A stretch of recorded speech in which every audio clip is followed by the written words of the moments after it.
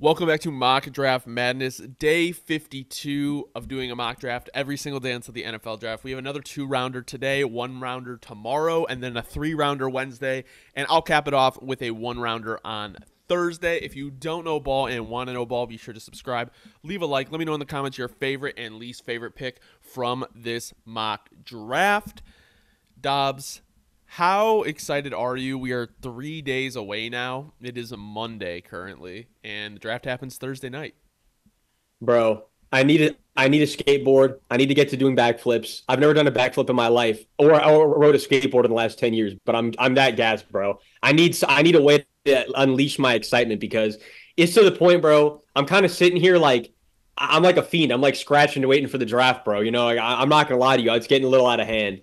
I feel you. I mean, like, personally, as a Bears fan, obviously, this has been like the most exciting process, but also so like agonizing because luckily I just feel like our front office now is not like what it used to be, where it's like, oh my God, are they going to take Spencer Rattler over Caleb Williams at 1 just because of the incompetence level like they used to have? And I feel like it's been calming for a Bears fan because it's like you just know that your front office is actually kind of at least competent and they're going to take Caleb Williams 1. I just have been very interested to see what the number 9 pick is, but it's also super exciting to know that you might be getting your first franchise quarterback ever in the draft. So very, very excited for that. Today, I am going to be taking odds, so I'll be drafting for the Bears. Dobbs is going to be taking evens. There are trades, everything like that. So we are going to get right into it. Number 1 overall, Caleb Williams. Not even going to hesitate. I swear to God, if they're drafting on Thursday night and I hear the Bears have traded the pick, I don't think I could be a fan anymore. Honestly, like this would Dude, be the one time where it's just so unacceptable.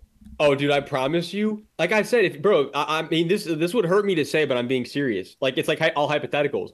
If the Saints were in the same situation as you guys and they passed that Caleb Williams, I don't know, dude. I have to file for relocation. Like I just Pace would have met with Sam Hartman in like an unmarked sedan at some fucking restaurant randomly, and he'd be like, "Well, the way he drove his Toyota Corolla to dinner."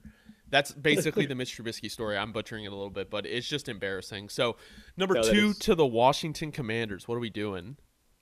all right, bro. So I mean, I'm in an easy but also tough at the same time position because we know at this point, realistically, it's basically between. I mean, it's really between three guys, and we're also, but we lean that it's really between two guys. It's really between Jaden Daniels and Drake May. And I know it's interesting though, bro, because you have to ask yourself how the Commanders are going to feel about the last few days, how everything's played out. You know, is this a sign of drama to come, right? But Mm-hmm. I feel like at the same time, when you probably were as locked in as they were on Jaden, but then it's just a whole mess, bro. Bringing in the same four QB prospects the same day, like that's just a weird day, weird practice. I don't know what the Commanders are up to, dude. But at the same time, I'm just gonna go back to the reality again that like I don't really think now again, especially after you traded Howell, the Commanders really are not in a position where they're gonna be like, like looking to sit the guy they take number 2 overall. I don't believe. And I do truly believe that Jaden Daniels is going to have a better upside given that you have to throw him into the fire right away. So I'm just not going to change my tune on that really at all. I'm going to stick Jaden Daniels here at number 2. But again, I could see the Commanders certainly flipping the script and going another direction at this point. It's just kind of that's why I'm so excited for draft night because it's actually already becoming a wild card after the first pick. Yeah, I think my thing that was a little bit weird to me is that they traded Sam Howell because like Sam Howell's shown that he can play in this league. And the only reason that I was thinking they maybe traded Sam Howell is that they're going to draft Drake May because they both went to UNC, they played together, and that might have been a little bit weird. Realistically, if Jaden Daniels or Drake May gets hurt, who do you have more trust in, Marcus Mariota or Sam Howell? Like this first year, that's the thing. This first year, I would have more faith in Marcus Mariota because I do truly believe if you throw Drake May into that fire this rookie year, you're just going to kill his No, confidence. no, no. But But I'm again, I'm saying I'm high more on the like tool. if Drake May or Jaden Daniels got hurt, would you rather have starting Sam Howell or Marcus Mariota? Oh, I'm sorry. I misunderstood what you said. I completely misunderstood. Yeah, I thought you said Drake May. Well, no, no. I'm saying Sam Howell. You know where I'm Exactly. sticking, bro. So that's what I don't understand is if you're taking Jaden Daniels, why would you trade a guy in Sam Howell who showed he can play ball. Like, I understand he's young and you can get a third-round pick, but, like, backups, like, very good backups are valuable. So I didn't really understand, like, why they did that. They got him out quick. Yeah, they got him out much quicker than dude, especially when you looked at those stats midway through the season, you were starting to think the Commanders might have their guy. He was a fifth-round pick. Like, I don't understand. Like, you're paying him nothing. Yeah, I'll say this, and I think a lot of people would agree, especially like the new regime and everything. The direction the Commanders have taken right off the bat with this new regime, to be honest, I'm not gonna sit here and lie. It's a little confusing. Yeah. You know, they're kind of on that same Jaguars-esque, like, I don't really understand the direction of the team building, but we're gonna see where it goes. So at number 3, we have the New England Patriots. I don't know. I think there's 2 scenarios with the Patriots here. I think they're going to either take J.J. McCarthy or Drake May. Like, I think they are not going to leave the first round without a quarterback. Now, here's my thing. If they take J.J. McCarthy, I think they find a way to trade back and then maneuver back up. Because are you of the belief that if J.J. McCarthy is available there at 6, that they will take him, that the Giants would take him? I truly do believe that that's what the Giants. I think that's what the Giants are looking to pull the trigger on if they have the chance. Like, I don't think they're going to want to move up or anything because it's just you don't have the assets, you don't have any resources outside of what you already have, and it's not. You're going to be putting yourself in a detriment if you trade up, kind of it too. You know what I mean? Right. But it's like that's what it makes it tough because if you're the Patriots, you have to maneuver to a point where you still get ahead of the Giants because that's what the Giants are definitely going to be looking to do. I do believe, but at the same time, like, if Drake May fell to them somehow as well, I mean, I feel like that's also the route they would go. So it's kind of just like a toss-up. But I do believe, as we've seen from all the reports and all the time that they've spent with JJ, I think we can assume that they would prefer to have JJ over Drake. Who, the Patriots? No, the Giants. Oh, the Giants. Yeah, I mean, I don't know. I think they would probably want Drake. Here's my thing. If the Patriots do take JJ McCarthy at 3, the Cardinals, in my opinion, are probably trading out because what you could get in terms of draft capital for a guy like Drake May from the Vikings or even the Giants, where you don't have to move that far back, it's kind of hard to pass that up. I do think that, in my opinion, the Patriots are probably better off sticking and picking and taking Drake May, just because I think he'll be better than Jane Daniels, not right away, but the Patriots are so far away that it doesn't really matter to me. Like, it doesn't matter. It's the Jacoby Brissett year, bro. Yeah. It just literally let Jacoby start this year, build your assets, be a midline team. That's all you got to do. Marvin Harrison Jr. to the Cardinals. What are you thinking? You think that's a lock or? Well, so we're locked in. I'm rolling with Drake May. Yeah. Okay. I was gonna say, well, at this point, at the point where we're at, it's tough. It really is because I really could picture the Vikings saying, you know, man, dude, like we got our guy, one of our guys left, and it's really our last guy left. Do we shoot up? But on that same hand, dude, it's like that with the value they'd have to give up for a project guy. Because again, you know what? I love JJ. I love the tools. There's no denying he's a project guy. You are going to be sacrificing 1 or 2 years at least, realistically, to get him to that ceiling you believe you could get him to. And before you even want to throw him out there into the fire. So it's like, it's so tough to picture where the Vikings would basically be willing to give up their entire first round and then some to shoot up for that project. But at the same time, it's like, if they don't, where are they going to be standing when it comes time to re-sign Jay Jettas? When all these questions we have to answer, it's very tough. Because, yeah, dude, I'm going to say this. I'm going to take Marv off the board right here because I do believe also the Cardinals would be very much wanting to take Marv off the board. I'm going to leave the burden of that potential Vikings trade on your shoulders here with pick 5 and see if you're feeling that one. Because I just feel like the trade up to 4 from where they're at now and all the capital they'd have to give up would be, truthfully, no matter how much they like JJ, I feel like they have to feel like there's some risk involved in that. Yeah, I mean, I guess my thing is like, I don't know. I do think that the Chargers are more likely to trade out than the Cardinals because while I do think the Cardinals could acquire a lot of draft capital for trading out, I also do think the reality is at some point you just have to take the good players. You know, like you can acquire so many draft picks and build your team great, but like at some point, like they traded out last year, they traded back up. They have a lot of picks this year. Like I still think they could benefit from trade back, so I understand like the reasoning for it. But I also have been thinking more of like, well, yeah, they could trade back, but it's like,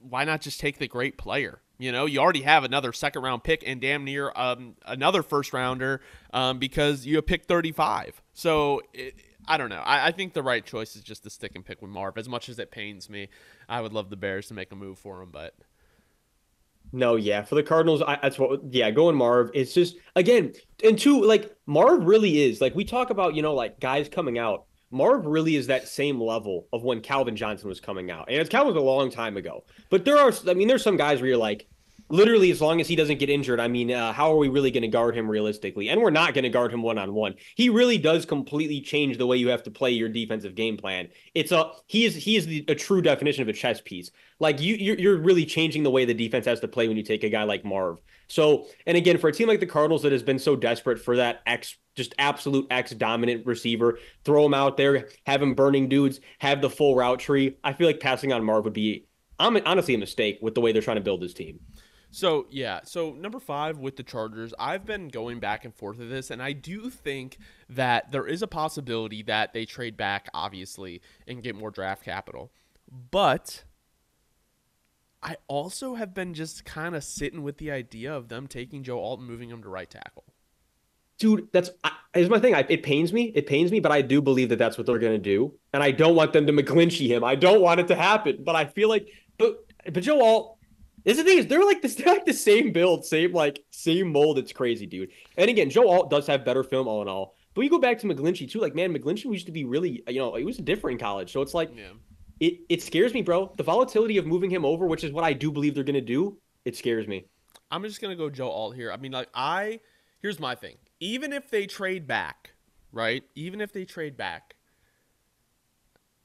I think their first pick is going to be O-line. I don't think they're going to go receiver, as some people think. Yeah, no, not anymore. That's just my vibe, though. I could be wrong. 6 to the Giants. What are we doing? All right, so 6 to the Giants. I mean, he's sitting here for me, dude. I'm just gonna pull the trigger without thinking about it much. They didn't have to trade up or anything. Again, you're out on Daniel Jones. I don't care what that front office says. The writing has been on the wall for a long time. It's more clear than ever right now. JJ sitting here, you didn't have to do any work. And like I've been saying, every time that I pick for the Viking or the Giants, and I watch a mock simulation for the Giants, it's kind of like no matter where you go in this direction right now, you could whatever direction you go, it's not going to immediately benefit your team in terms of wins. Like it's just not going to. Like you could make the best pick in the first round, or you can make the Giants have a lot of building to do. So it's like you take your guy right here where you can build around, knowing you have to build for the next 4 or 5 years. I think that's probably the best direction to go on that rookie contract. So we're going to take JJ off the board right here, the Giants, not thinking about it too much. I just think also the fact of the matter is that, like, if you don't take your guy this year, I'm not saying I have thought about this a lot, and I don't know if Shane and Dable are necessarily on the hot seat because they've been kind of impressive kind of with what the Giants roster has been. Yes, last year was a disappointing year, but Daniel Jones also tore his ACL. So regardless of what you think of him, I think they're going to get their chance to get their quarterback. I just have a hard time believing that if they're going to try and go get their quarterback, it's going to be next year. Like, especially with the uncertainty of next year's class, I just think the better option is probably just to go get your guy this year. So, at number 7, the Tennessee Titans are on the clock, and this puts them in an interesting spot here because Malik Nabers and Rome Odunze are still on the clock, and the top offensive lineman is gone. And I do believe that if Joe Alt is gone, they will probably move back because if you look at what we're looking at, you got 8, 9, and 10, right? Falcons, Chicago, Jets. I think the Jets, if a weapon is available, is probably going to take a weapon over an offensive lineman. That's just kind of the vibe I'm getting. And if they are able to move back to like 11, 12, or 13, that would be more of an ideal spot. But I guess the spot that makes the most sense to me for moving back is the Colts, because the Colts want a receiver. And if Malik Nabers and Rome Odunze are there, I do think the reality is they could move back. But I also could see that if the Bears are in love with Malik Nabers and he's there at 7, paying whatever it's going to take to move up 2 spots. And it's not going to be that much. I think it could be a third next year, maybe. That's really interesting because that's certainly something that we could see. Because again, if you're the Titans, you're going to be targeting the O-line very likely, or like an edge rusher. or the receiver. But if you're going to skip on the receiver right now, you're not going to you're not worried about it. And if you go down with the Bears, you're still going to have guys like Talise, all these guys on the board you could still, you're still looking for, unless you get jumped. But we're not going to, Do you think they're going to take a receiver after what they invested in the offseason? No, that's the thing is, I would say I would be looking at it like if the Titans don't go O-line, I'll be kind of incredibly confused. Okay. Yeah, That's where I'm at now with the Titans. It has to be O-line in my opinion. Like your tackle situation is dire. With Will Levis, so we've seen like, man, dude has a lot of upside. Now it's just time to hone in and actually take advantage of it. And if you skip on taking one of the premier tackles this year, it just speaks volumes to the lack of direction in team building, just the way I see it. So my mock trade yesterday, what I did was I had the Titans trade back, and they traded back with the Vikings. So they picked up 11 and they picked up 23, right? But they also gave them, I want to say like a second, right? So it's like the Vikings got pick 38 or whatever. So it's like, yeah, they lost the both first, but they gained a second. And what I had them do is I had them move up from 23 to 19. And then so basically I had them taking Olu and Talisa Fuanga. So they solidified their offensive line. And I think that could be, I'm not, and that obviously that was contingent on JJ being on the board at 7. But I think that's really their goal, is to build this O-line. And I think they could do that by moving back. I mean, I guess my thing is, do you want the Colts? Would if you're the Titans, would you rather move back to where the Colts are at 15 or where the Bears are at 9? Because if the Bears are there at if the Titans move back to 15, the Jets, the Raiders, and the Saints are all tackle teams. You know what I was going to say? I'm going to tell you this for 2 reasons. This is my 2 reasons right here. Number 1, I think that they were going to want to go with the Bears already because you don't have to trade with somebody who's in your division where you're going to have to see that other player twice a year. Oh, I wasn't even thinking about that. It's a 2 times a year thing. And then on top of that, I think also, like you were just saying, you already said it, but if you move back only 2 spots, you can still really lock in on the next O-lineman without really worrying about getting jumped, unless somebody trades with the Falcons. But again, that's a whole other can of worms. And I think you can still get one of your guys that you would want and still get capital. So I feel like the Bears makes the most sense for 2 reasons. So I gave them I'm going to give them our 3rd next year because they traded their 3rd for L'Jarius Sneed. So they basically replaced that to move back 2 spots. You think that's fair? So all right, so real quick, so the compensation will be it's just so I get it on my screen. So we're going to give the Titans the Bears 9th. We're going to give them the Titans 7th, and we're going to get the 9th from the Bears, and then we're also going to get that 3rd rounder this year. Next year. Next year, because I feel like this is my reasoning. Okay, last year for the Bears to move for the Eagles to move from 10 to 9, it was a 4th round this year. It was a current year, and usually they discount the draft picks round by like a year if it's in the future. No, that definitely makes tons of sense. I'm not opposed to trading more. I was my reasoning. I feel like if I was the Titans, I would just say, let me also get that 5th rounder from the Rams too, just because you know you're getting a blue chip guy right here. Okay. So it's like give me a little bit more. You know what I mean? That's what I would say. Can I give them? Can I get the Titans 7th then? In the next year. Yeah. Oh, for sure. No, that sounds like a completely reasonable. You want this year's or next year? Next year. Okay, that's totally reasonable, I would say. Okay, so we're gonna force that trade through. Bears on the clock. They're gonna take Malik Nabers. I love it. 8 to the Falcons. All right, now this puts the Falcons in a really interesting position again because, dude, every time I have to pick for the Falcons, it's really tough because they're in a very interesting spot. Like, we know the Falcons are rising quickly. They're starting to really put together that roster. You know, when you look at where the holes are at, it's where it gets interesting is because, like, you know, they totally could. It's interesting, dude. They totally could go receiver. They totally could go edge. They totally could go DB. If they were thinking of going DB, I would think they would trade down. Yeah. They're in a very interesting position, honestly. They really are. Dude, it's tough. I know it's kind of far, but I've been hearing reports, and we can talk about this later, but that the Eagles are trying to trade up for a corner. Okay, I know, and I saw that. I actually saw that earlier. You know what? And I'm gonna do something I haven't done here yet. Okay. But And again, the further we get down the process, like, I'm gonna be honest, like I'm so high on him. I'm so high on him. And he was already one of my top 10 prospects when we were doing our initial top 15. I've always known he's a special player. And I think, your team like the Falcons that really feels like you have a chance to really break through soon and actually do something special potentially with Kirk on this deal. And you actually, you got to make things happen Oh soon. my.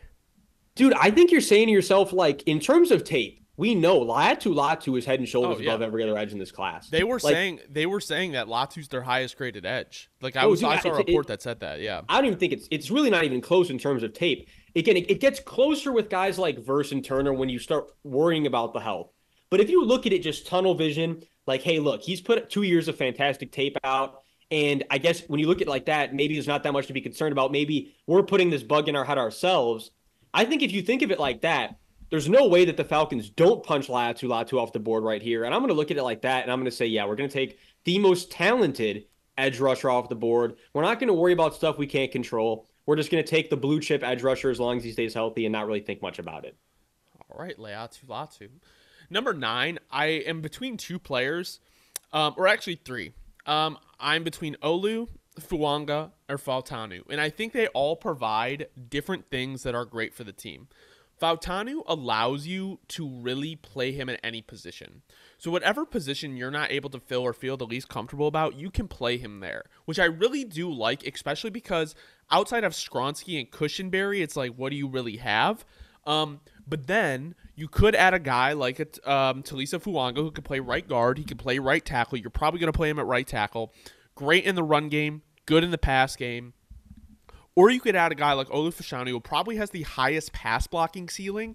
I just worry about his run game blocking a little bit. But in my opinion, the Titans are probably going to be a little bit more of a pass-heavy team, especially with Callahan coming from Cincinnati. So I think they're all good options. I personally would lean Fautanu because of his versatility, even though he may not have the ceiling of a Fuanga or an Olu. But I think you're getting a guy kind of like a Skoronsky with a little bit more versatility.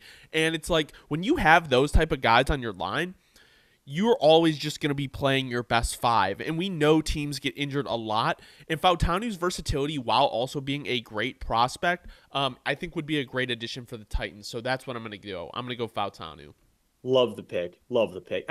I've been saying for a while, and it's like one of these things where, some comments, some people think you're crazy. Dude, I think Fautanu, very, very likely the way things are going, could end up being a top 10 pick, whether it's to a team like the Titans, the Jets. His versatility is not going to be something that teams are going to just look at and disregard. Like, that's something that any locker room, any team, any coaching staff wants to have in the building. At number 10 to the New York Jets. All right. I think, I'm going to think about it just for a second, just because but like, there's definitely there's the usual suspects on the board already. There's the usual, what direction I should go in. But it's tough. It really is. It's always weapon or O-line. Like, those are really the only two options for them whenever Yeah, it gets it is. here. It really is just weapon or O-line.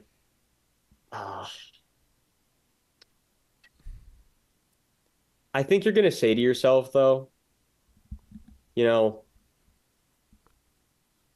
we don't like, here's what I'm going to say. With Mike Williams, you never know how you feel about the health. Mike Williams Right. is here, but like, how long is he really here? Minus that, Garrett Wilson's really the guy. I know we heard rumblings of how they didn't even know how they felt about keeping Al Lazard on the roster after this season. Those rumblings. I think when you put all that together and Rome is still on the board right here, I'm not going to overthink it too much. I think you're taking a guy who'd be wide receiver 1 any year besides this year. I'm going to comfortably take Rome off the board right here. Whether you're playing him at X, whether you're playing him at Y, you have a guy who has so many tools and that frame for Aaron Rodgers. We're not going to overthink it. We're going to take Rome off the board right here. I think Romak actually like complements Garrett Wilson very, very well. So No, and I think like if you're the Jets, you're kind of starting to look at it like this year or next year's got to be the year. And we know linemen take a little bit more time to develop. There's a little bit like if with Rome, you're saying, dude, maybe we just can put together an offense where we can actually go all the way if A-Rod stays healthy. Best case scenario, I feel like that's how they're going to play it. So here's what I'm going to do for the Vikings, and if you're cool with it, I'm going to trade back with the Indianapolis Colts, who are going to move up here to come get Brock Bowers. I love it. Because I think what we can do here is we can give the Minnesota Vikings back their third round pick. Because I don't think it's going to cost a second to move up from 15 to 11, right? No, so okay, so you mean so we're gonna give them 82 also? Yeah, I think 15 and 82 for 11 makes sense because it gives the Vikings a third round pick and they're going to be moving back where it's like they're probably going to get one of the quarterbacks still. You know what I'm saying? Like I don't think Nix and Penix are coming off the board at 12 and 13.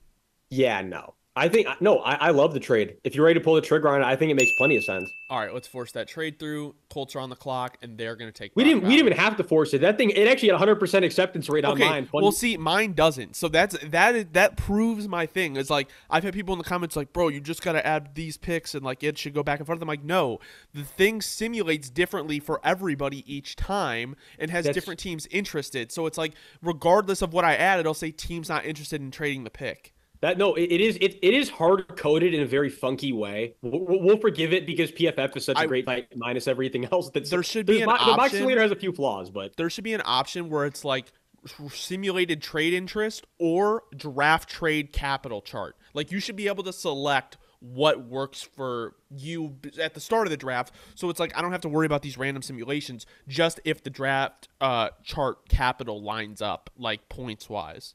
No, absolutely, absolutely. 12 to the Broncos. What are we doing? All right. So 12 to the. I'm sorry, you said we're taking Brock Bowers off the board? Yeah, Bowers 11 to the Colts. Dude, I hate having the. I know they're the worst team. So much, dude. Honestly, I've had them going Dallas Turner or like Jared Verse. I've just had them adding edge talent. I mean, they could even add defensive interior talent. Like they really need help everywhere, honestly. And dude, you gotta think like Garrett Bowles is on the last year of his contract, I believe. I was gonna say, dude, I might pull a bit of a wild card, but it's dude, they're just oh man, dude, they're just not in a good position, dude. They're just stressful to draft for. Because it's like no one's gonna be happy with who they take. Like I honestly think they just need to trade back as far as they can. Unfortunately, I don't know if there's a team. They're kind of in no man's land right now. That's the issue, dude. They're in no man's land, especially where it's like you're not really like all these teams that might. It's tough, dude. It's tough. Yeah, I'm.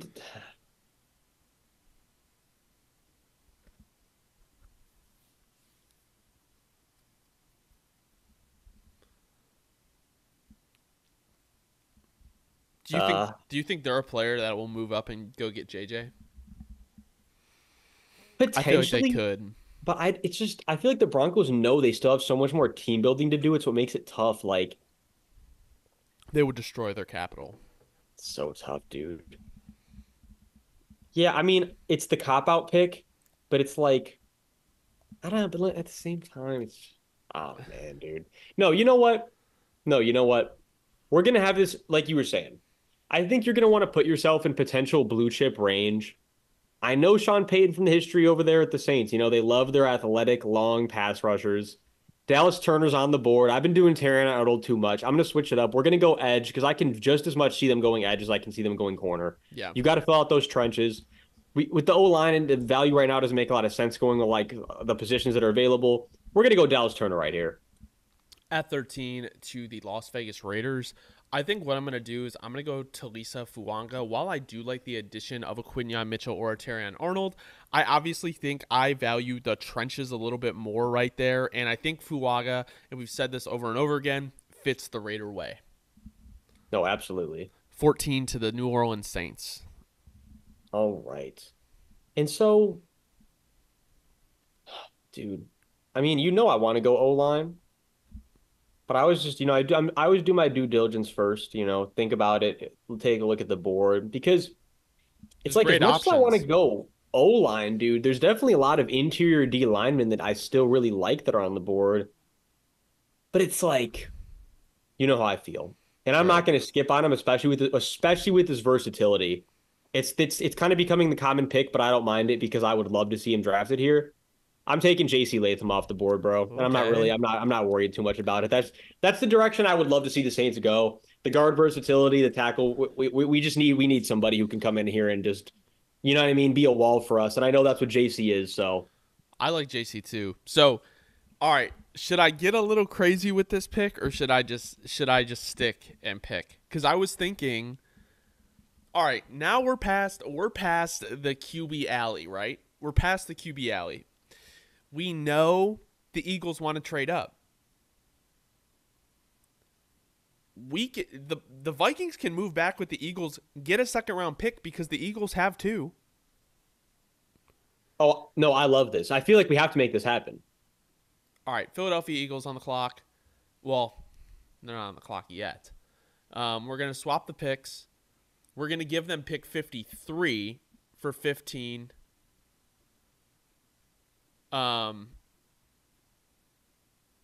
Wait, hold on.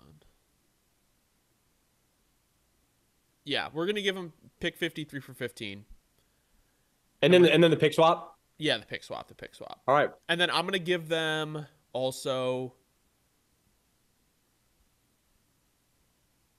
I'm gonna give them pick 108. Okay. We're gonna force that trade through. Eagles are on the clock. They're taking Terran Arnold. All right. Force that bad boy through.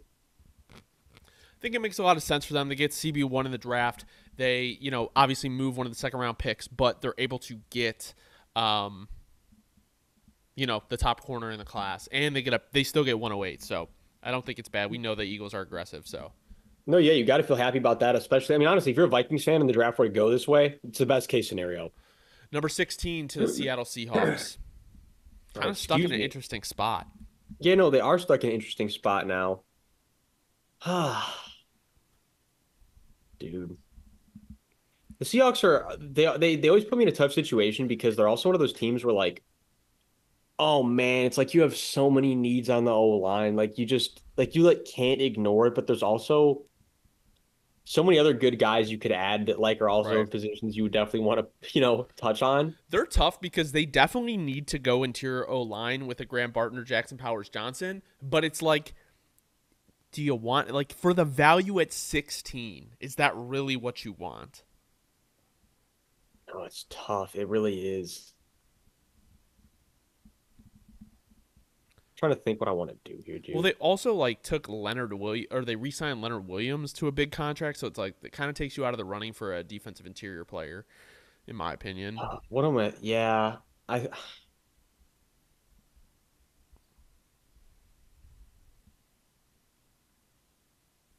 really is tough. I think, you know what though? You're the Seahawks. You're so desperate. You have a guy where he can fill out multiple needs across the line. He's sitting right here. Yeah, maybe you don't feel the greatest about like the value of it, but if you trade down and then you miss him, you're gonna just hate yourself for it, and you know you need to get this position off the board. I'm gonna say we're gonna reach a little. We're gonna take Graham Barton off the board though, Yeah. because again, with a lot of these teams coming up that also have interior needs, they very well could also be the same team to take one of these guys off the board for you, and then you're missing your shot. So I think we're the Seahawks. We're gonna say we're just gonna take our guy. It's either going to be Graham or it's going to be JPJ, the way I see it. But I think Graham makes more sense for the way the Seahawks have literally a need everywhere except for the tackle spot. So it's like, I think also like the tackles were a little bit injured last year, and Graham Barton can play tackle, so I think it provides a little bit more insurance there as well. no, it definitely does. 17 to the Jacksonville Jaguars. I have gone corner here quite a bit. I'm gonna mix it up, and I'm gonna give them Byron Murphy. I'm gonna Ooh, stack that line. I think I'm gonna make it disgusting, especially with the Josh Allen Trayvon Walker combo on the edges. I think Byron Murphy can really start to blow up that interior, and I think that line becomes maybe one of the top in the NFL. no, I love it. I absolutely love it. 18 to the Cincinnati Bengals. I feel like for the Bengals, we're not going to think about this one too much, actually. We're going to say we got Olu sitting right here. We can sit him for a year. Also, if we need to throw him in, we can if someone gets injured. But back to, normally I was really thinking of Marius Mims here a lot. But I think the thought process behind not going to Marius is kind of, if you're the Bengals, you're like, all right, look, we already have Joe Burrow with the injury issues. And if we have one of his blindside tackle for the future, But who also has like injury issues, so let me ask you that: do you move Orlando Brown Jr. to right tackle? it Because that I was feel like the like whole thing why he like wanted out of Kansas City. no, I feel like what I would do is I would probably be taking Olu and maybe try. And again, it's kind of against what I do, Putting but with Olu at right, Olu, yeah. maybe I would just kind of because you have that year to learn. Maybe see if he looks better on that right side.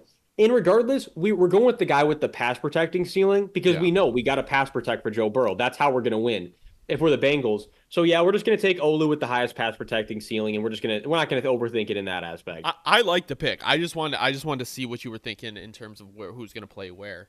Yeah, I think no, I think you can kick Olu over first for sure. 19 to the Los Angeles Rams. I think I'm going to add Quinyon Mitchell here. I've been going D line. I think it's a need, but I think they have Witherspoon, Akilo Witherspoon, and he was like what 28, 29. He was their best corner last year. Like they need young, good talent in the cornerback room, and Quinyon Mitchell can be that. No, absolutely. 20 to the Pittsburgh Steelers. All right. This is definitely one I'm gonna have to think about for a second here, but I already have a few ideas up my sleeve where I want to go with this pick. Mm-hmm. It's interesting. I think they can go a lot of ways. The Broncos are signing free agent Levi Wallace. Okay, that's some news right there. Yeah, some news. That Look, I think yeah, that's the perfect way to describe it. yeah, that's a little update. Also, the Broncos new jerseys are gross. Yeah, no, I forgot to comment on that. They are. I'm not even trying to be bogus here, Broncos fans. They're pretty hideous. I don't really know what the direction was with those. They look like USFL jerseys. Like Yeah, they're that. just. Yeah, the USF or USL or whatever the fuck it's called. What is it with like the cartoonification of jerseys nowadays, man? Like that's Yeah. what I'm like. What are we doing? Like everybody's trying You to know what go they like. look like? They look like the old Chargers jerseys. That's what the numbers look like. Yeah, no, and they do, and that's why everybody's going this weird like I hate it. I don't even know the right term for it, dude. I'm just gonna say cartoony, like I don't know. It's just I'm just not for it. I'm really not a big fan of a lot of these new uniforms that are coming out. So where are we going with the Steelers? I'm really debating heavy. I'll tell you straight my thought process right now. I'm debating very heavy between Jerzine Newton or Amarius Mims. I'm gonna tell you right now. One pick is going to be hated really badly in the comments, and I will say it's the one on the defensive side of the ball. I don't hate it because I just Cam Hayward's getting older, TJ Watt's getting a little bit older. You know what I'm saying? Like they need young guys on the defensive line, but Just they're going to and if get it, Russ killed yeah, that is no, that's very true. That or is very true. JF1. I feel like, and you know what? It's tough though. Yes, man. But you know what? High risk, high reward. He's the tackle left on the board right now. You got to feel very happy with. I think, yeah, we're taking Amarius Mims off the board right here because, like you said, they invested a lot in QB this offseason. The D line is definitely much better off. Yeah. Like adding Jerzon to that line and just having five absolute forces is a fun idea, but at the same time, it's not necessarily the end all be all. And I feel like you really do need to have Amarius or somebody come fill in one of these tackle spots. And Amarius is the guy I'm going to say for the Steelers right here. At 21, I'm going to go JPJ strictly because we've known they've had to improve their offensive line talent or their interior offensive line. And I don't know. I think this year, I don't know if they're going to get a deal done with Tua before the start of the year. Like, I don't know. I think if they were really confident he was the guy, I think they would have done it. I also think they may be a player for Michael Penix. But at the end of the day, Jackson Powers-Johnson can play all three interior positions, and while Jerzon Newton would be a good addition for them, I think you're trying to see exactly what Tua can do if you have a solid O-line and good receivers, even though he's kind of, I don't know. Not a big Tua guy at this point. 22 to the Minnesota Vikings. I think they probably got to take a quarterback here, right? Or at 23. I mean, they have two picks back to back. That's what I was gonna say. I was gonna say for what I'm thinking is I think we're gonna worry about because even though it doesn't matter, we could go QB first. I think I'm just gonna put the burden on your shoulders though. Okay. It's just such an odd position to be in for the Vikings. I think what I'm thinking is though, and actually, really, I don't even have to think too much about it. The way the Vikings play their defense, the way things operate around here. I think in terms of value, I think that we're going to be the happiest, especially because you already filled out those edge needs in free agency. I think you're going to be damn happy taking Josiah Newton off the board right here at pick 22. I like that pick a lot. I was between him or Cooper DeJean. Cooper DeJean to follow up Harrison Smith. See, that would also be a nice pick. I feel like the more immediate value though is going to be the Josiah Newton. Yeah, so at 23, I'm going to go Bo Nix. I like Bo Nix a little bit more in their offense. I think Penix is good, but I just think Penix needs everything to be perfect. And ideally, Minnesota is the perfect situation for a young quarterback. The injuries scare me a little bit more at Penix, and I also think Nix is a little bit more useful with his legs. So I am going to go with Bo Nix. I just like him as a quarterback a little bit more in terms of like at the NFL level. I think Penix could be a good player, but I know they're both older rookies. I just would trust Nix a little bit more in this system, personally. No, I absolutely agree with you on that. 24 to the Dallas Cowboys. All right. Dude, definitely a lot of directions I could go. Definitely a lot of directions I could go. But there's definitely one that's kind of speaking to me. And, man. Is his name start with an A and he plays at Texas? No, not. I've done that one before. Okay. I've been heavy on it lately. Dude, no, such a Cowboys guy. I'm gonna really switch it up though to another Cowboys guy that I think people are sleeping on him, and I've been saying, I think he's gonna go a lot earlier than people expect. Oh boy. He's got a lot of versatility. Where again, I said you could leave him at tackle, and I think be happy with it. But at that same time, I think he probably does have just the same, if not a higher upside at guard with the way he moves around the field. I mean, this guy really moves fluidly for his size. And you're the Cowboys, we know we're really looking to fill out that O-line. And you probably play him at guard initially. But then also, however things go in the future, you definitely could kick him back out to tackle, do whatever you want. And I like back to the fact that the Cowboys take guys with high athletic ceilings, they churn out their flaws, and then they make them into the best version of themselves. Who I love, who's sitting on the board right here. It's going to be a little bit of a shocker if you haven't been crunching the tape or anything. If you're not, because he's not one of those guys people you talk about. But I love Jordan Morgan. Yeah. Let me get Jordan Morgan off the board right here to the Cowboys. I could definitely see him going in the first round. I like Jordan Morgan a lot. Like the way he moves on like zone plays, like he just moves well. And I think he would be an instant starter for them. So good pick. I think he would fit fantastically onto that O-line. So 25 for the Green Bay Packers. I just think Cooper DeJean is the simplest pick here. I mean, they need safety help to play with Xavier McKinney. He can play corner as well. And it's like they have 2 second-round picks, so I'm not really stressed about adding anybody else there. I think for the talent, he's just going to be there. Yeah, no. Coop to the Packers, if he's available, would be such a money play. 26 to the Tampa Bay Buccaneers. Back to a team that just has so many, there's so many routes you could go with this team. But I feel like it's just because it's like we have another potential blue chip still on the board right here. Yeah, we do. And it's like so hard to pass on him. And I'm not saying I'm going to. That's why I'm mulling over my options. I always do this though. There's always this guy here or the other guy there, and I always go with them to the Bucks. It's just like it's impossible to pass up. It is, and it's like logically taking Zach Frazier is probably the best pick right here. It really is, or trading down for Zach Frazier. However you want to go about that, but that's where things start to get dicey. Then you might not get either of your guys. And again, when you have a potential blue chip guy on the board, and you've invested a lot in edge over the last few years, which also makes it tough to do this. But it's like, man, you're getting a guy who we know could potentially come in and be a 10, 11 plus sack guy for a long period of time. He's very disruptive in the run game. He has so many positive traits. I feel like, again, you're gonna have to address the other needs later for sure. But we're gonna just take Jared Verse off the board right now, and we're gonna go BPA. BPA for a team that really has so many needs. Such a good play. I love Jared Verse. Keeping him in the state too. So if the Bears trade back and take an edge and Latu's not there, I want Verse and Latu over Turner. I'm just not the highest on Turner right now. Turner has definitely the most scheme dependent in my opinion. So it's like I completely understand where you're coming from. All right, at number 27 for the Arizona Cardinals, I'm going to go ahead and take Nate Wiggins off the board here. I think that's a very easy pick. For his talent, I think people are sleeping on him a little bit. I think he could also be viewed as like CB2 in this draft. Maybe even some people have him CB1. I think because of his pedigree at Clemson and what he can do, he put on weight from his. I've been saying this the last couple of days because I missed it.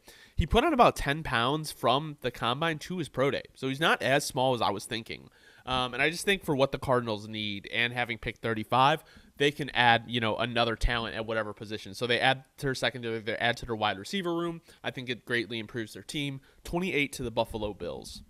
No, and just also before I make my pick, a Gannon guy in that Gannon, and again in that Gannon defense where you need a lot of range. I feel like he's going to just he would fit very well into that defense. All right, what are we doing for the Bills? Not going to think too much about it. I'm really not going to think too much about it. Brian Thomas Jr. sitting right here. We need a receiver really bad. I think he would be such an amazing combo with Josh Allen. We're just not going to think about it too much. We're going to take Brian Thomas off the board right here. It would be really nice. 29 to the Detroit Lions. Kool-Aid McKinstry's on the board. I'm going to do something a little bit different here. I'm going to take Adonai Mitchell. Interesting. And pair him with Jameson Williams and Amon-Ra St. Brown and Sam Laporta. We know how high-powered that Lions offense could be. And imagine if you add another piece, a 4-3-3-6-4 piece to that offense. Imagine what Ben Johnson could cook up with that offense. I love it for the Lions. I love it just because it's such an interesting play. This is the wild card so far, but I love it. 30 to the Ravens. All right. I feel like I already know what direction I'm going to go with this pick, but again, you know me. I'm always going to do my due diligence real quick what I'm thinking.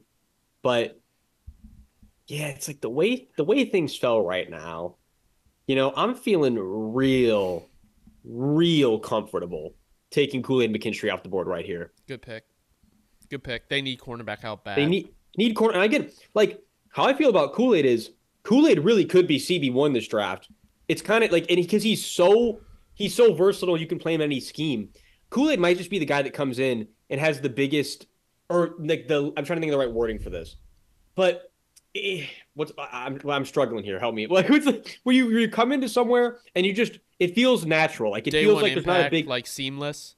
Yeah, exactly. The transition is going to be seamless for him versus a lot of these other guys because he's already played so many roles.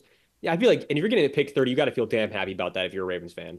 At 31, I'm going to go Tyler Guyton to the San Francisco 49ers. He can learn from Trent Williams. He has very good play on his tape. He just sometimes has really bad play on his tape, but we've seen like the high level of it. So I think if you're able to like kind of get that out of him and learning from one of the best to do that, and you don't have to, Colton McKivitz, he's not your long-term answer, but he's playable. So if you give him time to develop, he can kind of fill in on the right side or left side whenever Trent Williams goes and retires.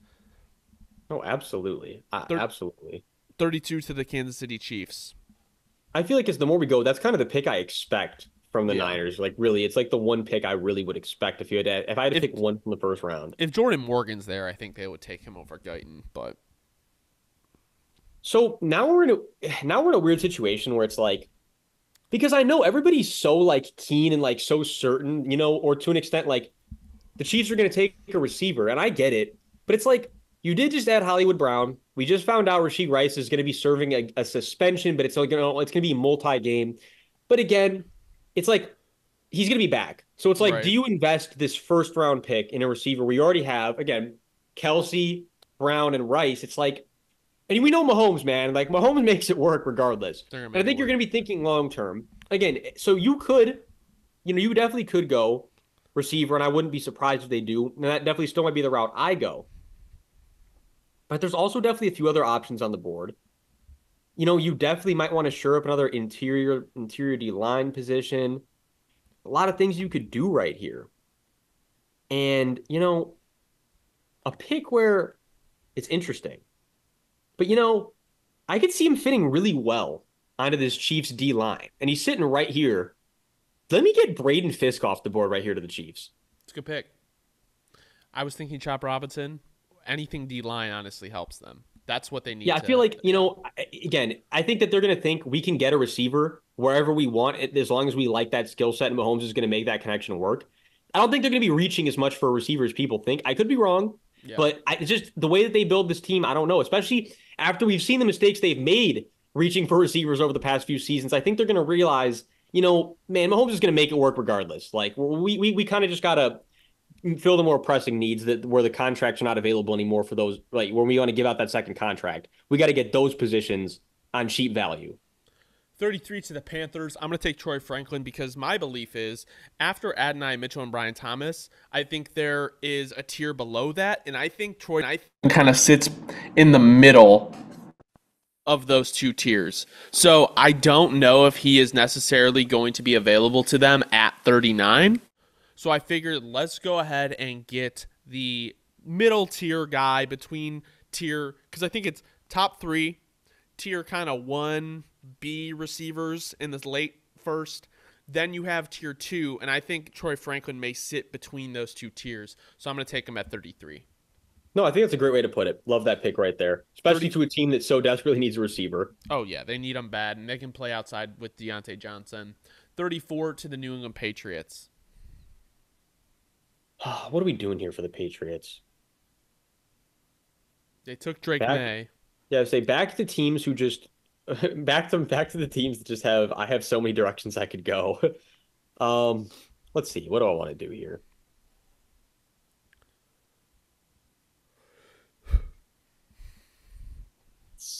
Man. You the way the Patriots are right now, you basically have to go receiver. Yeah. The way I see it, I mean, it's just there are a lot of other needs, but it's like, man, we got to go receiver. And I think, uh,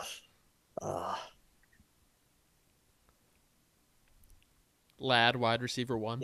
I say I think we're gonna go Lad at this point with the sure hands, with the very crisp route running. I feel like Such the a way the Patriots Patriots with receiver. what they're gonna value, I think they're gonna value the skill set Lad has over maybe these other flashier picks. And it's tough though because I could see them definitely going a few directions, but I feel like with Ladd, you're getting a very consistent guy where that's just what you need. You need a consistent guy who can beat press, who can win anywhere on the field. And that's basically what you're getting with Ladd. That's what they don't have right now. So I feel like you're comfortable taking Ladd off the board right here for the Patriots. 35 to the Arizona Cardinals. I am going to take Chop Robinson because you add Chop, you add Nate Wiggins, you add Marvin Harrison Jr. Your team has vastly improved, and I really like that start of the draft, and they have a lot more before pick 100. No, absolutely. Yeah, you definitely got to be loving that if you're if you're a Cardinals fan. I'm already getting ahead of myself here trying to think what I'm going to do for the Commanders. Because again, You got two back to a picks for team, them, yeah. back to a team where I got two picks coming up and I can do so much with them. Trying to think out here how I want to handle this. What direction do we want to go? I'll say, it's tough. They have just so many needs, dude.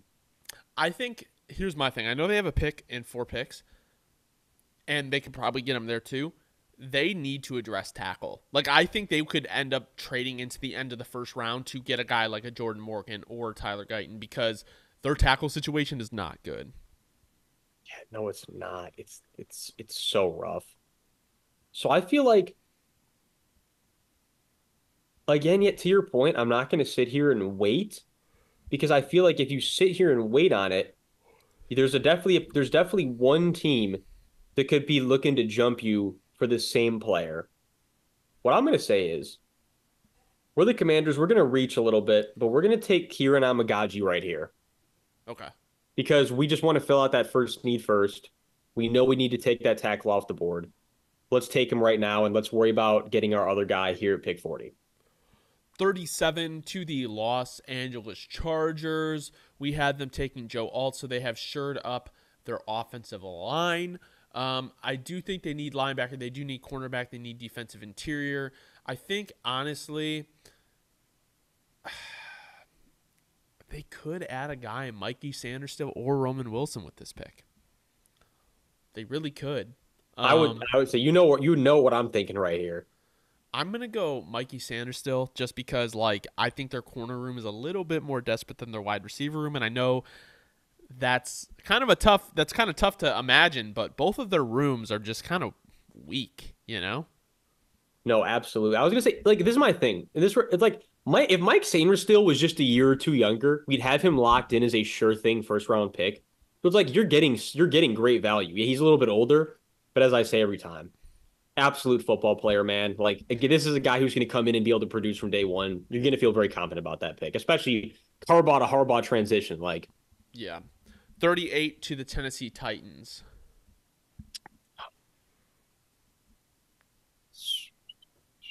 so many needs, so many ideas. What am I going to do right here? Well, they have, you know, they have about 3 of their 5 linemen figured out.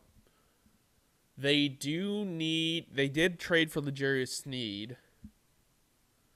I don't know, they're in an interesting spot. No, they definitely are because you also got Chidobe Awuzie. You just recently got a hold of as well. It's, it's so many. There's so many things I could address, and it's like if they didn't just sign Kenneth Murray for whatever reason, jokes aside, I would probably be thinking Peyton Wilson right here. But it's like now all of a sudden there's really no value in that pick. You know what? We're going to take a guy with really high upside who's going to potentially have time to kind of sit and learn behind 2 veterans. I think I like taking a Dees Isaac off the board right here. You can rotate him this rookie year, really high upside. So as far as value goes, I think this is probably the best value you'd be getting right here. So yeah, I like a Dees Isaac right here. At number 39 to the Carolina Panthers, I am going to go ahead and lock in Zach Frazier because they moved Austin Corbett to center, and I don't know if he's ever played center before. I think he was a guard for most of his career, and I just don't love it. And you want to protect Bryce Young. You saw they invested in their guards, so why would they not invest in center in the draft with their second round pick? I love it. And as how I feel about Zach Frazier. Like you're getting potential first round value here at pick 39. Like you gotta love that. It's just positional value. That's why he's dropping to the second. I think, dude, you go back and watch a West Virginia tape, man. Like you go watch that O line. Like, man, Zach Frazier just making shit happen up the middle for everybody. Like 40 to the Washington Commanders. We had them taking Jaden Daniels, and then they just took Kieran Amagaji. What are we doing here? Where things start to get interesting. Because then I had a few guys in mind. What do they're such a wild card with what they're going to do with these picks. Like they have so many ways they could go about it. Because I'm not going to lie to you. What I was thinking is I was really high on Mikey Sanders still, and that's who I was going to go with that second pick. Obviously, you know how I feel about him, but I can't anymore. But with that said, I feel like you desperately need a corner. And on top of that, you have a guy right here. Me and you are both higher on than the consensus right now. Let me take TJ Tampa off the board right here. I like TJ Tampa. I think he's real physical, real long, real athletic, and fast. Like, I don't know. Like, I understand, like, why teams may not be super high on him. But I just think with his physicals, like, he has such high upside. No, yeah, you're going to want to put a little bit of weight on him. He's definitely not going to be perfect right away. But I think the upside is definitely still very high. So we had the Packers taking Cooper DeJean in the first. Defensive interior players are probably the next kind of thing we're looking at here. I think I just got to go Chris Jenkins. I would love that. I think Chris Jenkins could be a good addition here. I have another idea for their second pick once we get there, but I think for value, I think that's going to supply the best value for you. No, I love it. 42 to the Houston Texans. All right, just give me a second here because I'm narrowing down between just literally like 2 or 3 guys. This is another team with 2 second-round picks. Yeah, especially because that's the case. You know what? So we took Chris Jenkins with 41, right? Yep. Okay, yeah, I'm going to say, you know what? I'm not going to overthink it too much. He's still here, falling past, kind of the consensus. But again, as far as positional value, this is where I kind of would expect him to go. Dude, you just log. I know it's too easy. I've done it before, but it just makes the most sense. You just log, Blake Cashman, one of the key pieces of your defense. And now we're in a situation where Henry Toto, and I like Aziz Al-Shire, but he's not the most consistent player, right? He's kind of like one game is really dominant. The next game, it's like, he's all over the place. And then, again, we like Christian Harris a lot, But Christian Harris has only been here for a short time, and in the reality situation is, did he already hit his ceiling in this defense? I think if you take Peyton Wilson right here, you're feeling confident that we're adding another guy that could really be a game-changing piece to the way we play defense here in this 4-3. Got to get another linebacker. Peyton Wilson it is. 43 to the Atlanta Falcons. They need cornerback. They need D-line help. We did have them take Leatu Latu. Now, I do think there is a situation where they could trade down here because they do need wide receiver help. Not that's wrong. Not wide receiver help. They do need cornerback help. That's what I meant. I don't think their cornerback room is horrible, though, and I think their D-line is a little bit more of an issue. And if I'm looking at the defensive interior players, I think they would get more value if they were to trade down. So I'm just trying to think of a team that would be willing to trade up for one of these players here. Let me think here for a second.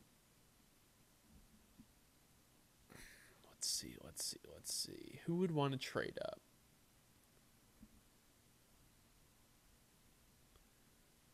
Let me help you out looking here, too. I'm just getting ahead of myself on this Raiders pick. I'm thinking like, no, I feel you. I think, possible trade up candidates would be for like like an Xavier Worthy or someone like that, like even a Keon Coleman to the right team. I just think for value-wise, like taking one of the defensive interior players here just doesn't make sense to me, No, yeah, not where we're sitting at right now. Again, unless we could add a guy like a Kamari Lassiter. I do like that a lot. That's something. No, that I would like a lot. So I'm gonna go. Yeah, that's what I'm gonna do. I'm gonna go Kamari Lassiter. I think he provides you better value for what you're taking here. No, I like that a lot. 44 to the Las Vegas Raiders. You know what I'm gonna do right here. This one ends up being a little bit easy for me because we don't really have to think. Just the way the board fell, we don't have to do too much math on this one. Michael Penix Jr. very likely would come off the board right here in this situation if we were in this situation. I think you're the Raiders. You need a QB. Yeah, we're pulling the trigger on that one. 45 to the New Orleans Saints. We had them taking J.C. Latham in the first round. I do think they do need some D-line help, and they addressed the offensive line here in the first. So if we're going to be looking at, defensive edges and defensive interior, you're between basically like a Darius Robinson, Ruka Rororo, Marshawn Nealand, and like a Jonah Ellis or Chris Braswell. I also do like the idea of a Brandon Doros or Michael Hall. I think you can probably get them a little bit later. So, Michael Hall is definitely a saint. I'm going to say if Michael Hall would fit into this defense very well. I wonder if, and again, I don't see him making, I'm gonna be honest. I don't see him making it to the third. That's the problem. I think he's going to go a lot higher. He's one of those guys. I think he could go early second, and I wouldn't bat an eye. I think he's one of those guys where the consensus is way lower than where a lot of scouts are going to be. I'm going to take Michael Hall then because I'm actually a really big fan of Michael Hall. I just didn't want to take him too early, but with the way he flashes on tape, he's just 18.3% pass rush win rate from the interior, which is very, very good. No, he's one of these guys where it's almost like a test every year. I swear, these like PFF everybody they have an inside joke where they like put a guy way lower than they're gonna end up being drafted just to see if anybody's gonna jump on it. We're jumping on it. Michael Hall is going to go earlier than he's projected. I promise. 46 to the Indianapolis Colts. All right. Think we want to do here. It's interesting because it's tough. But I'll tell you, somebody I like more and more. Nah, you know what? I got another option sitting right here. I'm going to pull the trigger on it because let me just make sure. Hold on. No, never mind. That wouldn't make any sense. I forgot. No, I forgot who we took earlier with their pick. I almost had a brain cramp. Bowers, yeah. I almost had a brain cramp. So we already have the tight end figured out. Yeah, I'm gonna go back to my initial thoughts. Then. Oh my god, who do you think I'm going with here? I don't know if this is who you're thinking, but it would be a ridiculous combination if they were to do it. You're scaring me now because I'm trying. Oh man, you know what though? Yeah, I'm sticking with my roots. I'm gonna say, if we're the Colts, I feel like we're gonna be saying to ourselves, "Man, oh man, that safety room needs some help." We got Tyler Nubin on the board right here. I'm not going to overthink it. I'm just going to take BPA in my opinion. I'm going to take Tyler Newman off Okay. the board here. Okay. Who are you thinking? I'm just So curious. I was thinking Xavier Worthy, but for here's my thing with the Tyler Nubin pick. I do think they could add a safety. My issue is the Colts are very, very, very high on RAS score. Like all their guys have high RAS scores, and Nubin's is pretty low. Oh That no, would his be is like critically low. yeah. So This is I was thinking I'm more just of a like Newman a guy. You know me. okay. Let's go Nubin. I think a good addition there, if they're gonna go safety, could be personally preference. Jaden Hicks is my favorite safety in the draft. So that's who I would have taken, but they do need safety help. No, that was it's funny. I promise God is my witness. I literally the first person I was gonna take was just who we were saying Jaden Jaden Hicks. Hicks. But then I was like, but I saw and I was like, my guy Tyler's still on Nubin the is board. definitely a lot more polished. And I was thinking exactly what you were thinking too, but like again, I'm gonna stick with it. Nubin's gonna be one of the guys that breaks the RAS mold, just an absolute ball hawk. I think he'd fit well in this Colts defense, but I agree with you. I don't know if the Colts are gonna be a team to take him. But you know what? I was me choosing for the Colts today. And if I was, I'd taken Tyler Nubin. Number 47 to the New York Giants. I am going to add. Oh fuck! Do I add Keon Coleman, Roman Wilson, or Ricky Pearsall? You know what you know where I'm going with this one, me personally. Keon. You know I'm higher on this guy than a lot of other You people. like know Slick me. Rick? Yeah, I know. I Dude, know. I love. I'm I just. I'm. Hold on, my mic unplugged. I'm just trying to think of like.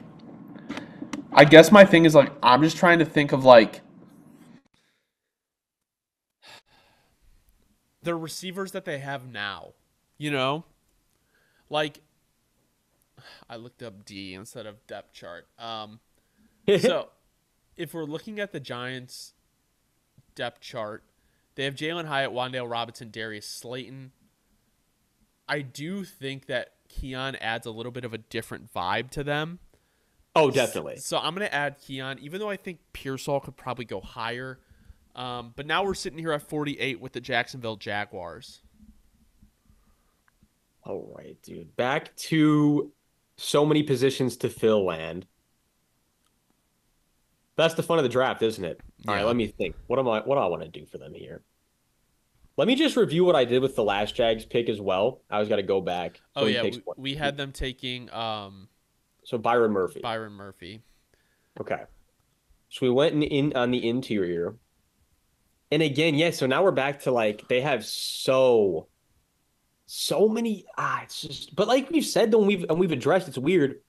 Even though I'm not a fan of really any of the interior O-line at this point, they put them back on contract and they kind of said these are our guys. So it's like I can't really touch that area because that's where the Jags, that's the direction they're going. Right. And then, man, it's tough. It really is. What direction do I want to go with this squad right here? You know, I'll tell I you what direction I want to go with the squad right here Go because I ahead. love it, and I'm overthinking it too much. He's sitting right here. I love him. I think he could take Zay Jones' spot rather Oh, quickly, my. dude. Slick Rick, T-Law, welcome to the squad. That's such a nasty combo. I like it. Dude, I think that I like that combo. 49 to the Cincinnati Bengals. We had them taking Olu Fashanu in the first. I think they could add a defensive interior player, and I think Tavondre Sweat could be a monster for them. Oh my goodness. This might send the Bengals back to the bowl. I think it will. It will. Like this is just I love it, dude. This is a Tavondre Sweat being ranked 122 is a prime example of what I was just saying about Michael Hall. It's Like some definitely of that these dudes, DUI. It's definitely the DUI. but it's like and don't get me wrong, it's like, hey, I understand, but it's like it's we're just talking about tape. Like Yeah. 122 is egregious. 50 to the Philadelphia Eagles. We had them taking Terrion Arnold in the first. Okay. And they only have 1 second now because of the trade up. Yeah, I gotta be tempered here. I know Eagles fans are hard to impress, man. I gotta think what I want to do here for the Eagles. But you know what? Whenever we're in this position, we know what they got to do, and he's still sitting on the board for us. Again, I'm not going to overthink it too much. Edgerrin Cooper, welcome to the Eagles. Yeah, I think linebackers definitely where they got to go. At number 51, we have the Pittsburgh Steelers. We had them taking Amarius Mims in the first. So They do need center help. I don't think they're going to address it right here. I do think they could get a cornerback. They could get a wide receiver. And with the guys on the board, I think Roman Wilson is a very, very solid pick for them. I love it. At number 52, we have the Los Angeles Rams. What do we want to do here for the Rams? Let's see. See, this one's interesting. Definitely got a lot of options. I definitely got a lot of ideas, but I think I'm leaning. I think I already know where I'm leaning. Because we had them taking Quinyon Mitchell in the first. Yeah, you know who I just absolutely love right here? Let me get you know what? Yeah, no, I love it. Let me get Chris Braswell right here. Let me get Chris Braswell to the Rams in this 3-4. Play him in a lot of different roles, a lot of different a lot of different spots. I think he can fill a lot of different roles. I'm sure the Rams are going to be looking to fill out that D line. I like Chris Braswell a lot to the Rams. So we had the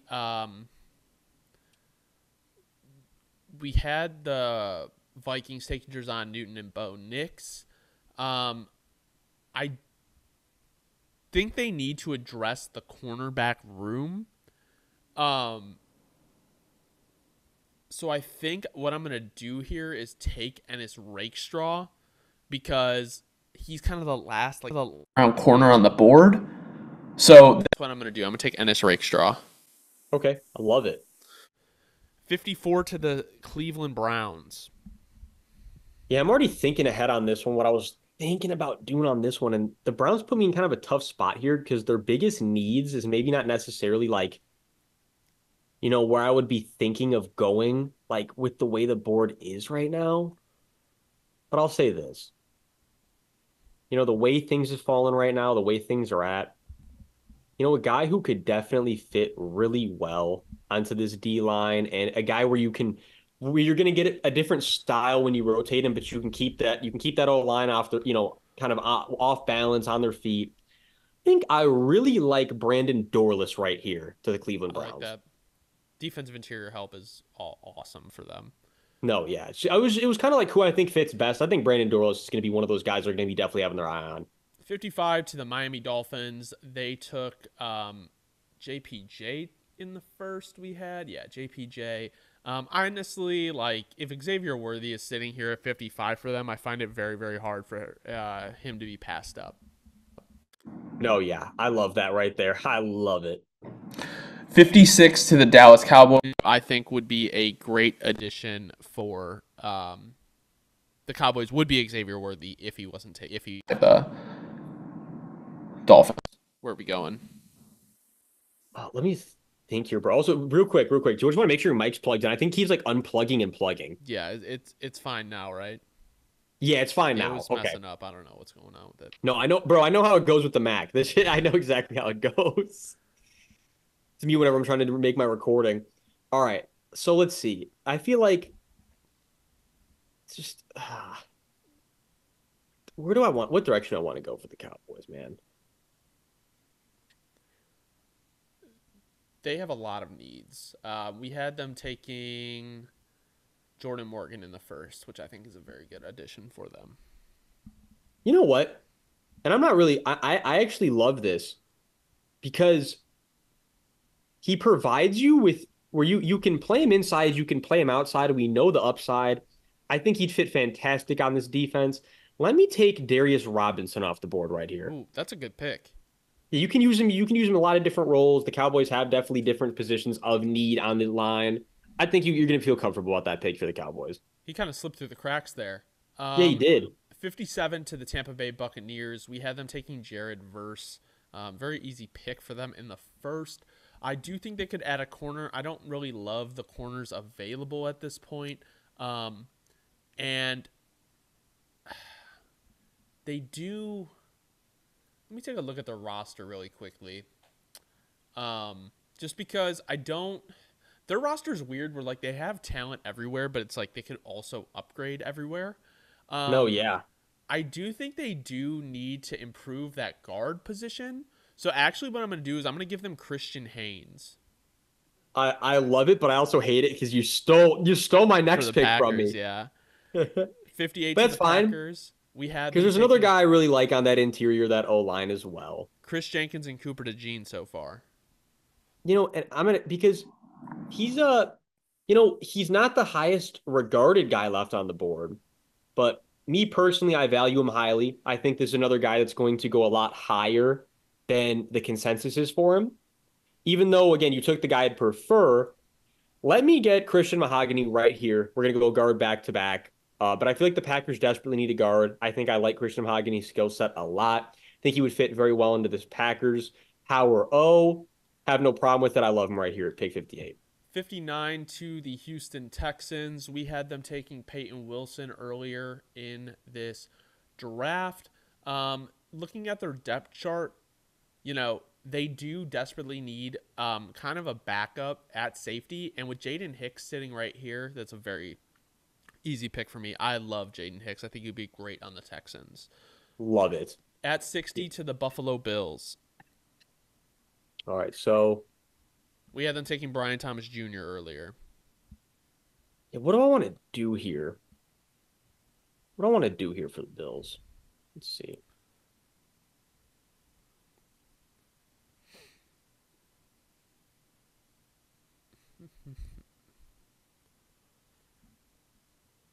They are in a weird spot because they need help kind of everywhere. I know what I would do here, but I'm interested to see what you have to say.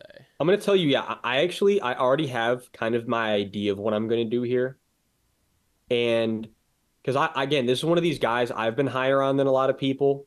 I really like him. I think he's got a really high skill set, especially if you could get him behind Von Miller, who's fallen off kind of now, but you can get him to take in those same vintage Von Miller, learning behind one of the best of all time. I think what I love right here is, but it's tough though, because there's another guy sitting right here I think they would be very interested in as well.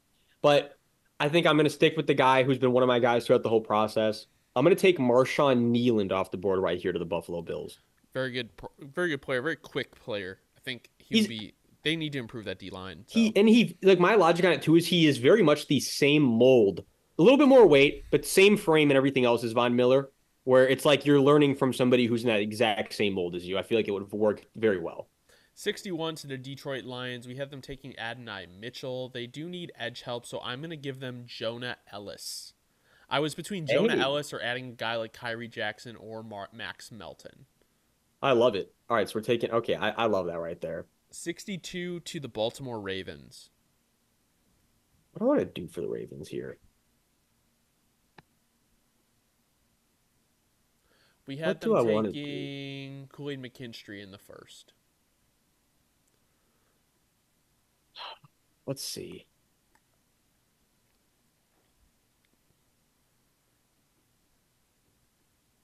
There's a lot of options. There's really good players. There's going to be really good players available in the third round.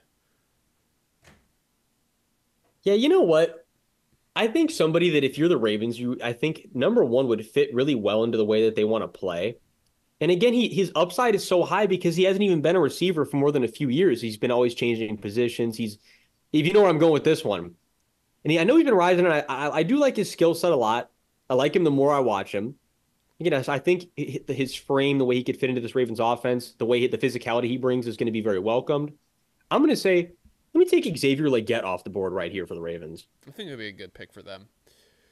63 to the San Francisco 49ers. They had Tyler Guyton in the first. I am going to go ahead and give them a guy in Kyrie Jackson, who I do like a lot. I think he is a good player, obviously. I think he had some off-the-field issues. That is kind of what's dropping him. I could be wrong. I'm trying to remember exactly what it was, the reason he fell. But I was between him and Max Melton. I do like the size of Kyrie Jackson a little bit more. So I'm going to give Kyrie Jackson to the San Francisco 49ers. No, I'll say on physicals, I think we got to give it to Kyrie. Love the pick. And so that just means we got to close out right here with the Chiefs. Last pick of the mock. And you know what? It's crazy because there's a lot of directions I could go with this. But I feel like we've said, someone who would just fit so well, he would, just in the right team. Like, we know the talent is so high, and now it's just about cutting out the bullshit, right? And you know somewhere where you would go cut the bullshit out right away if you're Jermaine Burton landing in Kansas City. Feel like you got to love that pick if you're a Chiefs fan, super high upside. I do love the pick. After the Rashee Rice incident, I don't know if it's going to be cut out, but I think it's the right situation for him. See, that's a good point as well. But you know what? We're rolling the dice. We're rolling the dice for the Chiefs. We're going Jermaine Burton. Alrighty. Well, thank you guys so much for watching. This has been Mock Draft Madness Day 52. We're getting so close to draft. We appreciate you guys so much for watching. If you don't know ball and want to know ball, be sure to subscribe. Leave a like. Let me know in the comments your favorite and least favorite pick from this mock draft. And we thank you so much again for watching. Have a great rest of your day.